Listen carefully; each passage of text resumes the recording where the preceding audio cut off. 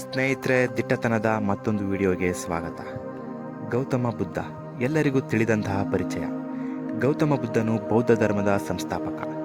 ಚತುರ್ಯಾರ್ಯ ಸತ್ಯಗಳಾದ ದುಃಖ, ದುಃಖದ ಹುಟ್ಟು, ದುಃಖದ ಅಡಗುವಿಕೆ ಮತ್ತು ದುಃಖ ನಿವಾರಣೆಗೆ ಒಯ್ಯುವ ಅಷ್ಟಾಂಗಿಕ ಮಾರ್ಗವನ್ನು ಕಂಡುಹಿಡಿದಂತಹ ದಾರ್ಶನಿಕ. ಭಗವಾನ್ ಗೌತಮ ಬುದ್ಧನು ಕಂಡುಹಿಡಿದ ವಿಪಶ್ಯನ ಧ್ಯಾನ ಮಾರ್ಗವು ದುಃಖ ಮತ್ತು ಪಾಪಕರ್ಮಗಳಿಂದ ಮುಕ್ತವಾಗಲು ಸಹಾಯ ಮಾಡುತ್ತದೆ. ಇಡೀ ಜಗತ್ತಿಗೆ ಜ್ಞಾನದ ಹಿರಿಮೆಯನ್ನು ತುಂಬಲು ಜನಿಸಿದವರು ಗೌತಮ ಬುದ್ಧ. ಸ್ನೇಹಿತರೆ, ಈ ವಿಡಿಯೋದಲ್ಲಿ ಬುದ್ಧರ ಒಂದೆರಡು ಸಂದೇಶಗಳನ್ನು ಹೇಳ್ತೀನಿ ನೋಡಿ. ಸಂಶೋಧನೆ, ತಿಳುವಳಿಕೆ, ಅನುಭವಿಸುವಿಕೆ ಮತ್ತು ಅದನ್ನು ಮನನ ಮಾಡಿಕೊಳ್ಳುವುದೇ ಇದುವೇ ಬೌದ್ಧ ಧರ್ಮ. ಅವನು ಬೋಧಿಸಿದ್ದು ದುಃಖದಿಂದ ಹೊರಬರುವ ಮಾರ್ಗವನ್ನು ಮಾತ್ರ. ಇದನ್ನೇ ಅವನು ಪಾಳಿ ಭಾಷೆಯಲ್ಲಿ ಧಮ್ಮ ಎಂದು ಕರೆದನು. ತಾನು ಬೋಧಿಸುತ್ತಿರುವುದರಲ್ಲಿ ಹೊಸದೇನು ಇಲ್ಲವೆಂದು ಹಾಗೂ ಈ ಸತ್ಯವನ್ನು ಕಂಡುಕೊಂಡವರಲ್ಲಿ ತಾನು ಮೊದಲನೆಯವನೂ ಅಲ್ಲ, ಕೊನೆಯವನೂ ಅಲ್ಲವೆಂದು ಸಾರಿದನು.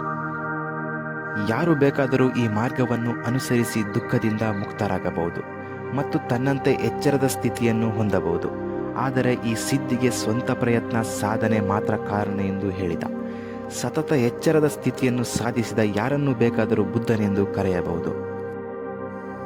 ತಾನು ಅಂತಹ ಅರಿವಿನ ಸ್ಥಿತಿಯಲ್ಲಿರುವುದರಿಂದ ತನ್ನನ್ನು ಬುದ್ಧನೆಂದು ಸಂಬೋಧಿಸಲು ಅವನು ತನ್ನ ಶಿಷ್ಯರಿಗೆ ಸೂಚಿಸಿದ.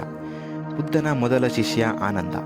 ಬುದ್ಧ ಎಂದರೆ ನಿದ್ದೆಯಿಂದ ಎದ್ದವನು, ಜಾಗೃತನಾದವ, ಜ್ಞಾನಿ, ವಿಕಸಿತ, ಎಲ್ಲವನ್ನೂ ತಿಳಿದವನು ಎಂದರ್ಥ. ಅವನು ಎಲ್ಲರಿಗೂ ಸಂಜೀವಿನಿಯಂತಹ ಮಾಹಿತಿ ನೀಡಿದ ಮಹಾತ್ಮ. ಆಸೆಯೇ ದುಃಖಕ್ಕೆ ಮೂಲ ಎಂಬುದು ಅವನ ಪ್ರಸಿದ್ಧ ತತ್ವ. ಸ್ನೇಹಿತರೆ, ಬುದ್ಧನ ಜನನದ ಬಗ್ಗೆ ಮುಂದಿನ ವಿಡಿಯೋದಲ್ಲಿ ಹೇಳ್ತೀನಿ. ಈ ವಿಡಿಯೋದ ಬಗ್ಗೆ ನಿಮಗೆ ನೆನೆಸ್ತು ಕಮೆಂಟ್ ಮಾಡಿ, ಸಬ್ಸ್ಕ್ರೈಬ್ ಆಗೋದನ್ನು ಮರಿಬೇಡಿ.